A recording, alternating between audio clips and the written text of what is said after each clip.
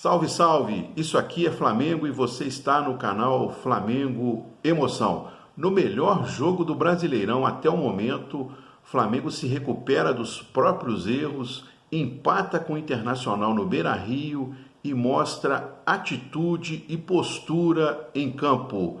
Com um detalhe importante, o Flamengo estava sem 5 dos seus titulares, coisa que tem sido um hábito nessa maratona de jogos que o time enfrenta.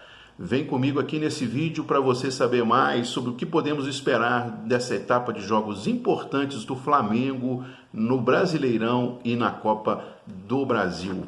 Você está no canal Flamengo Emoção, eu sou Giovanni Bahia, sou jornalista flamenguista, convido você a conhecer os conteúdos aqui do nosso canal, a se inscrever também aqui no canal, deixar o seu like aí nos vídeos, né, que você vier a assistir, ativar o sininho de notificações do canal, porque se você não ativar esses sininhos, você também não terá a atualização dos novos vídeos que serão produzidos daqui em diante. Né? Se inscreva, esteja aqui conosco, seja sempre muito bem-vindo aqui. Bom, Flamengo e Inter protagonizaram neste domingo um jogo de líderes com todos os ingredientes de uma grande decisão.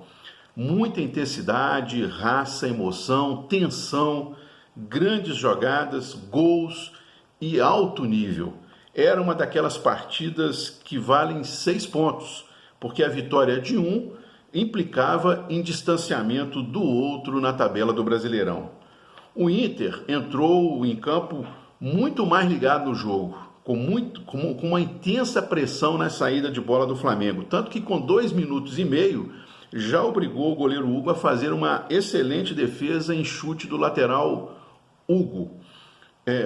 Chute do lateral Heitor, desculpe, a defesa foi do Hugo. Aos 6h30, no entanto, abriu o placar com o Abel Hernandes, né? Foi justamente uma saída de bola equivocada, errada, do lateral Isla. O chileno vacilou e o Inter não deu bobeira, balançou a rede e colocou mais pressão no jogo. O Flamengo, ainda desfalcado de alguns dos seus principais jogadores, por exemplo, o Rodrigo Caio, o Arrascaeta e o Bruno Henrique, o Flamengo estava bem perdido em campo, bastante perdido em campo e mal conseguia ultrapassar a linha do meio do campo. E foi numa bela jogada individual e de confiança do Pedro, haja confiança, o Pedro tem demonstrado grande confiança no seu futebol, aliás, que aos 10 minutos, pouco depois do Inter ter aberto o placar, o Flamengo conseguiu um empate, uma jogada individual brilhante do Pedro. E era a chance de o Flamengo equilibrar as ações do jogo, né? de não deixar o Inter embalar e complicar a partida, né? Mas aos 24 minutos, mais uma vez, uma bobeira na saída de bola da defesa, e o Gustavo Henrique praticamente deu o segundo gol ao Internacional, isso 24 minutos de jogo do primeiro tempo. Uma falha patética, bizonha, de um zagueiro que, já disse aqui, não tem também as mínimas condições de atuar no Flamengo. Aqui no canal eu sempre disse isso. Só tem tamanho o Gustavo Henrique. Para mim, eu já disse, Gustavo Henrique, assim como o Léo Pereira, são reservas do reserva, né? Não tem lugar no time do Flamengo, não tem lugar. Foi uma falha bizonha, pior do que a falha do próprio Isla, né? E o Flamengo pouco conseguiu, diante disso, criar no primeiro tempo. Tinha muita dificuldade de fazer essa transição de bola da defesa para o meio de campo e o meio de campo com pouca criação para o ataque. E com isso não conseguia quebrar as linhas de defesa do Internacional. No intervalo, no entanto, o técnico Domenech corrigiu o posicionamento do Gerson. Ele tinha entrado para o primeiro tempo mais à esquerda, com o Vitinho mais solto dentro de campo e mais próximo do centroavante Pedro, né? O Domenech fez essas mudanças e veio do intervalo para tentar equilibrar o jogo, tentar até virar a partida. Essa mexida, felizmente, deu uma nova dinâmica ao Flamengo e o Gerson controlou o meio de campo, todo o meio de campo. O time passou a ditar, na verdade, o jogo e partiu para o ataque. Levou, é verdade, uma bola na trave aos 4 minutos e meio do segundo tempo num chute do Guilherme. Mas o Flamengo passou a controlar o jogo e isso foi visível em todo o segundo tempo. Aos 12 minutos e 40 do segundo tempo, o Felipe Luiz parou uma bomba no travessão, isso depois do goleiro Marcelo Lomba ter feito uma grande defesa e ter deixado um rebote num chute do Pedro. Nesse rebote é que o Felipe Luiz mandou no travessão. Pouco depois, aos 20h30, pouco depois desse lance, o Vitinho e o Pedro perderam o gol numa sequência de chutes também, com uma sequência de chutes. O goleiro Marcelo Lomba já estava batido e as bolas foram salvas quase em cima da linha pelo lateral Heitor novamente, né? Salvou em cima da linha praticamente. Foram duas chances em sequência. Era o momento do empate. O Flamengo fazia muita pressão.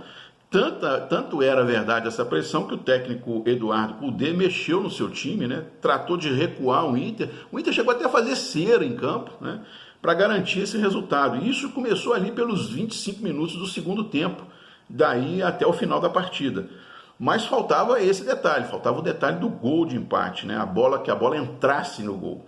E isso veio finalmente lá nos acréscimos, aos 49 minutos, né? Numa jogada muito bem trabalhada pelo Flamengo. O Gerson ciscou ali pelo meio, né? Cruzou na área e o Everton Ribeiro, até então muito aquém no jogo, né? Desviou de cabeça e empatou a partida. 2-2, para alívio da nação, gol merecido, né? Um empate que fazia grande justiça à qualidade do jogo. Jogo não, né? Jogaço. O empate fazia uma grande justiça a esse jogo. Mas o resultado final foi, sobretudo, especial para o Flamengo, que mostrou essa capacidade de reação diante de um grande adversário. Um Internacional atuou taticamente de forma perfeita, né? E essa capacidade de reação diante dos seus próprios erros, porque os gols do Inter, afora a grande pressão de bola exercida pelo Internacional o tempo todo, a intensidade, etc., os gols foram presentes dados pelo Flamengo, né? Pela defesa do Flamengo. E essa capacidade de reação é que transmitiu para todos, né, essa ideia de postura, de atitude do time, né? Transmitiu confiança, inclusive, na equipe, num jogo que poderia ser uma decisão, né? Não era, mas poderia ser uma decisão, e o Flamengo atuou como se fosse, né? O Flamengo jogava, vamos lembrar, né? Jogava desfalcado e contra um Internacional melhor e mais organizado do que aquele Internacional que o Flamengo enfrentou na temporada passada de 2019.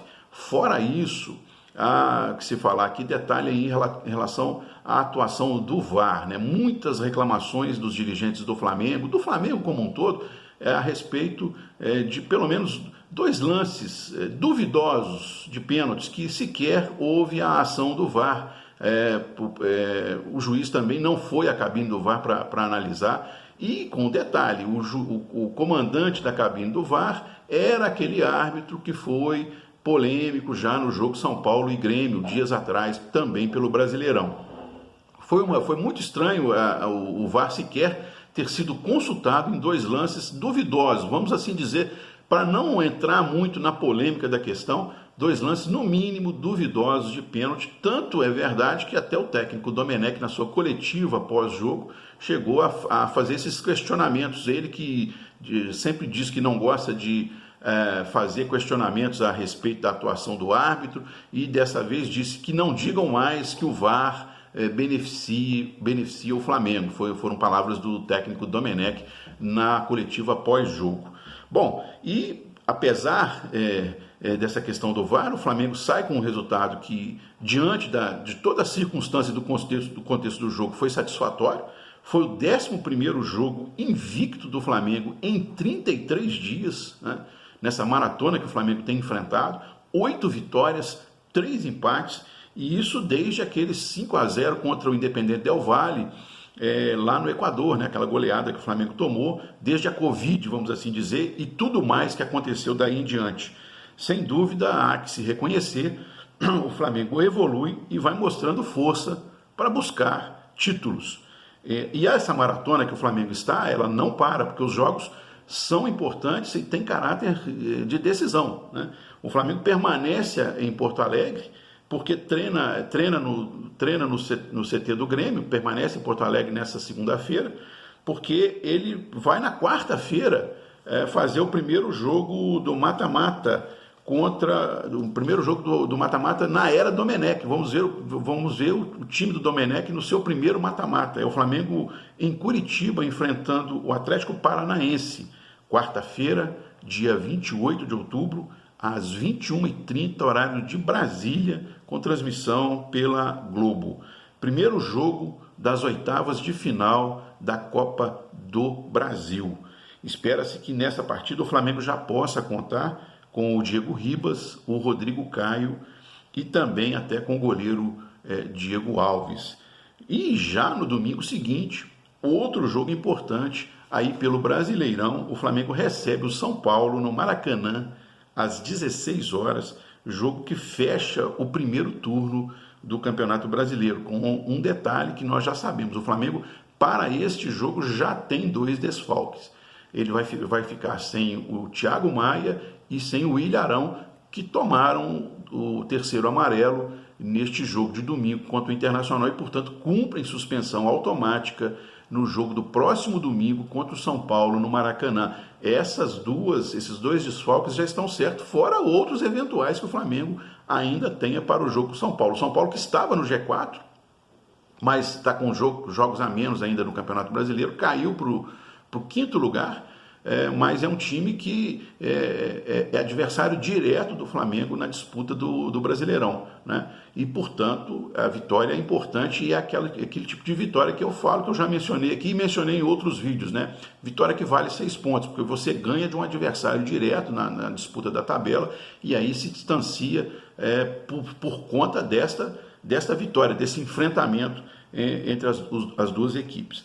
Quem sabe também, né, a depender do Internacional, que também no próximo domingo faz o seu último jogo pelo turno, enfrenta o Corinthians em São Paulo, a depender desse resultado, possamos fechar o turno na condição de líder do Brasileirão, né? O Flamengo tem que vencer o São Paulo, torcer por um empate ou uma derrota do Internacional diante do Corinthians. Nessa condição, o Flamengo fecha o turno como líder e a gente pode terminar o próximo domingo gritando: segue o líder. Muito obrigado a você que chegou até aqui nesse canal e nos deu a sua audiência, né? Esteja sempre conosco, deixe o seu like no vídeo, faça a sua inscrição aqui no canal. Vestiu o rubro-negro, não tem para ninguém. Muito obrigado, até a próxima.